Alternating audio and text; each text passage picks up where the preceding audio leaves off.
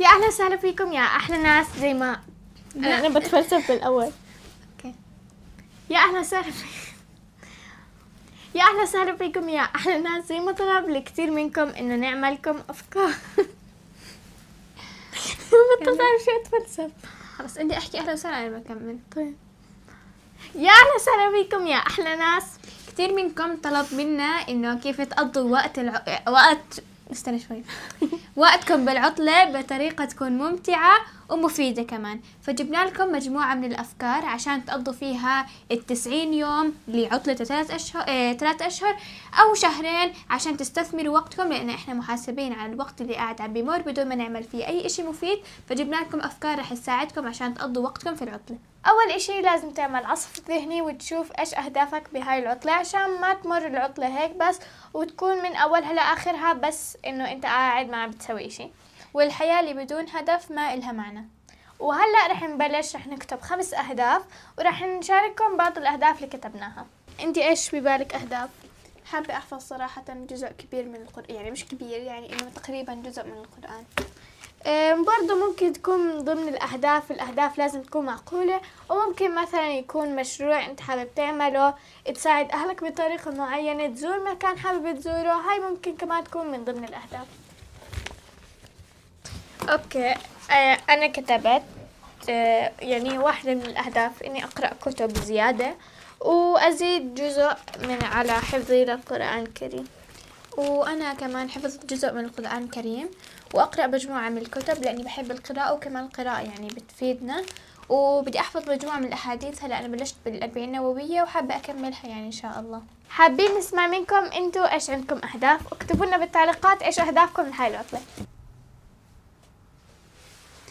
من الأشياء اللي ممكن تخلي عطلتك تكون يعني مستثمرة بشكل حلو اللي هي القراءة. اختار على الأقل كتاب واحد تقرأه وتخلصه كامل بهاي العطلة.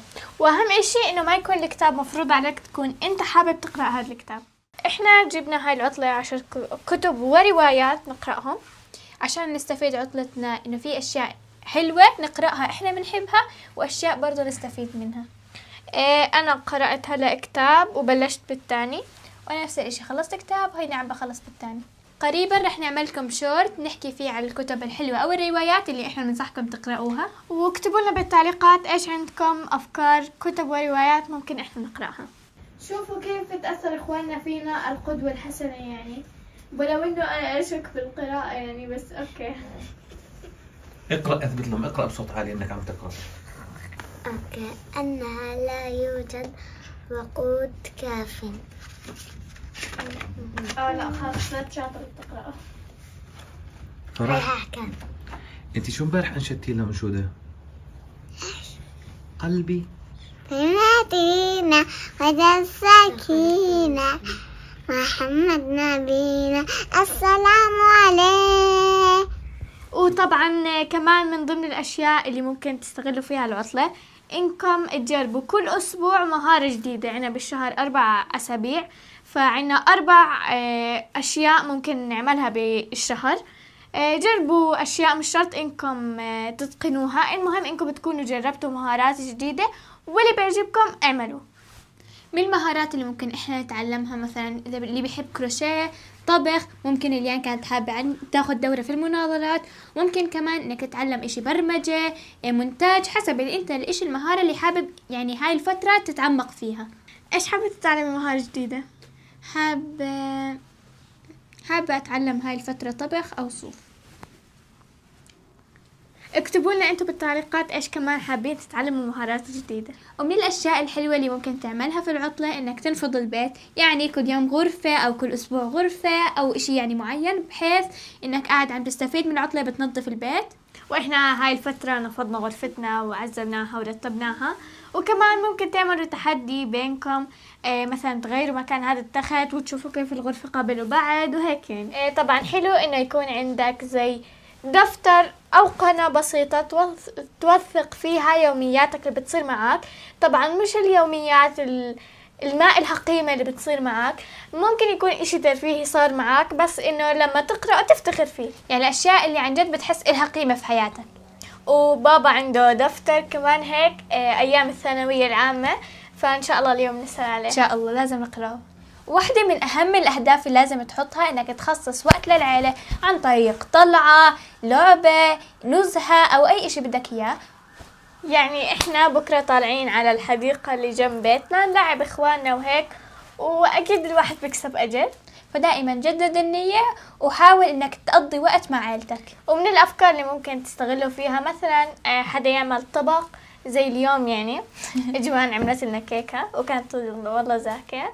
اليوم فعلا كانوا حابين طبق حلو، فقلت لهم عشان يعني احنا قاعدين مع بعض خليني اعمل اشي، فكلياتنا يعني اجتمعنا على اني اعمل كيكة، فعملت كيكة شوكولاتة ويعني الحمد لله طلعت زاكية. وكانت شوي دسمة لأنه بعض الناس كتروا الشوكولاتة فيها. ومن الأفكار كمان إنه ممكن تعملوا عمل تطوعي أو عمل خيري بالمنطقة اللي عندكم. مش شرط يكون إنه وجاهي، ممكن أونلاين، طرود خير، تساعدوا أحد الجيران الأقارب، لو كان في فقراء تساعدوهم كمان. حلو انت بالعطلة اللي انت قاعد فيها كمان تسعد غيرك عشان ينبسطوا.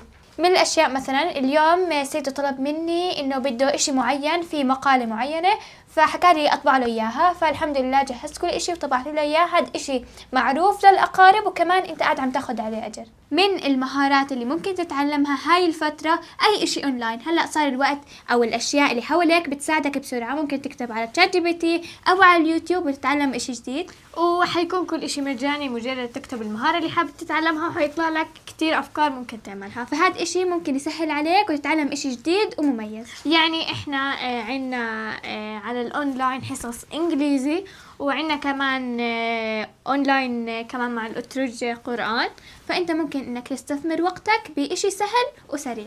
من النصائح اللي احنا بننصحكم تعملوها انكم تحافظوا على صحتكم بهاي العطلة، لان الصحة إلها علينا دور وحق.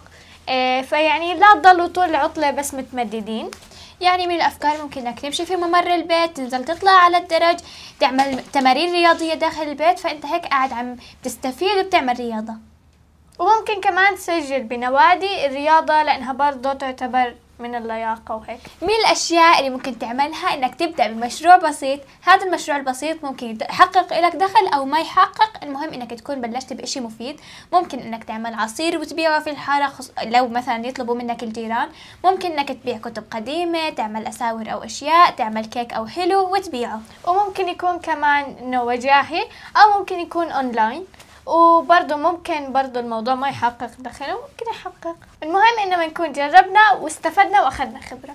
هاي مجموعة من الأفكار كتبناها أو جهزنا لكم إياها عشان تفيدكم في العطلة، وأكيد في كتير كتير كتير أفكار تانية وممكن تكون في بالكم، فاكتبوا لنا بالتعليقات إيش الأفكار اللي خطرت على بالكم عشان ممكن إحنا نستفيد منها ونفيد غيرنا. واحكوا لنا أنتوا كيف تقضوا وقتكم في العطلة.